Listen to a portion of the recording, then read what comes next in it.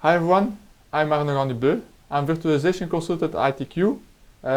Today with me I have my colleague Thomas Bernard, our Presales consultant. Hi Thomas. And we will talk about VMware Cloud Foundation. Thomas, to start simple, what can you tell me about VCF and what's the difference between a regular vSphere deployment? Yeah, sure. So VCF is quite simple. It's a software stack composed of three main components from VMware. First is ESXi. You will have also vSAN and NSX for network.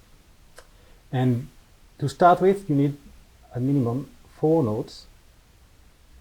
Could be standard servers that will bring CPU, memory, and disk. Basic HCI with NSX that will bring also the network layer. And that will be our management cluster. Okay? And during the bring up, we will get a dedicated VM, very specific to VCF, which is called SDDC Manager.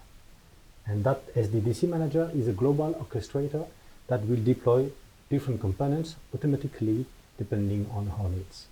And first, they will start by deploying a vCenter that is dedicated to that cluster with its own PSC, which is the SSO part. So in fact, the deployment is not that complex. The installation and integration will be done by the SDDC manager. Yeah, it's quite simple. It's fully automated. It has been pre-designed, pre-built by VMware, and there is a lot of automation occurring through SDDC manager. Okay. For example, it will deploy for you automatically the NS6 manager cluster for that management domain. It's a cluster of 3 nodes. And also an NS6 Edge cluster. Okay. That is responsible for the outbound communication. With minimum 2. Minimum of 2 nodes for the management cluster. And that's it. At the bare minimum, for smaller customer, it could be a consolidated design where you can also place some application directly on those nodes. So in fact, you have one consolidated design. You can use only these 4 nodes. But what if my environment is larger or will get larger? Yeah. Most of the components won't use the consolidated design because it's too restricted, too small.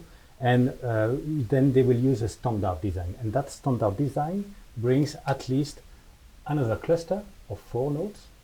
Okay, again 4 nodes. Yeah, and it's called the workload domains. Could be workload 1, 2, 3, depends. You can give any name. And it has also ESXi, vSAN NSX for the components with CPU, memory, and disk. And SDDC manager, when you do the bring up of that cluster, will also create a dedicated vCenter that runs in the management domain with its own PSC platform also. But it will create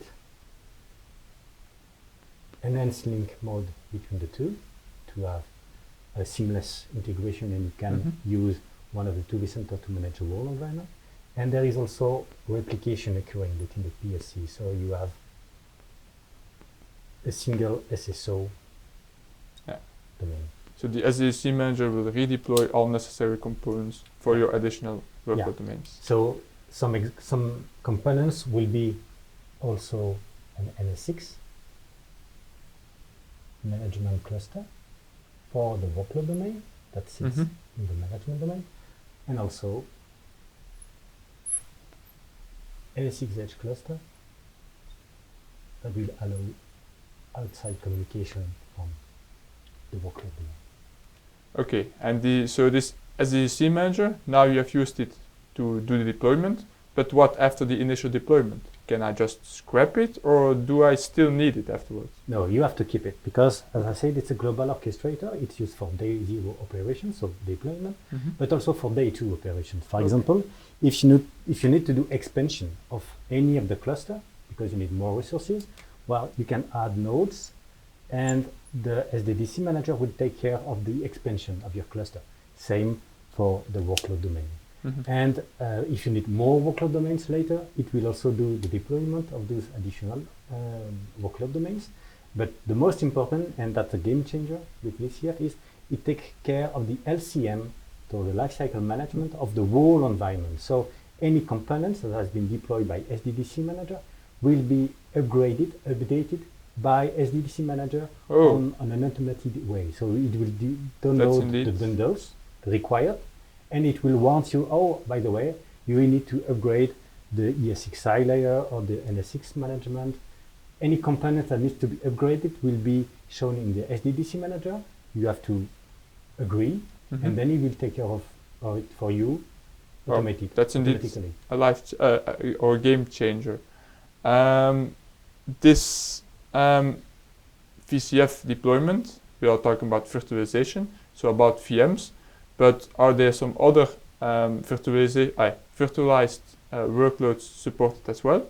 No, we have many use cases. So VMs is the most common, but you can also use it for VDIs if you want to deploy end-user computing solution on VCF. And last but not least, now you can also use it to deploy containers because of Tanzu that is compatible with VCF, and you can use it to deploy Kubernetes clusters. Okay, that's great to hear. I think VCF is a really complete, nice solution to have. So I would like to thank you to watch this video. Don't forget to subscribe to our YouTube channel, and we will see you in the next Lightboard session. Did you like this video? Please subscribe to our channel because we have a lot more where this came from, and you'll be the first to hear when a new video is released.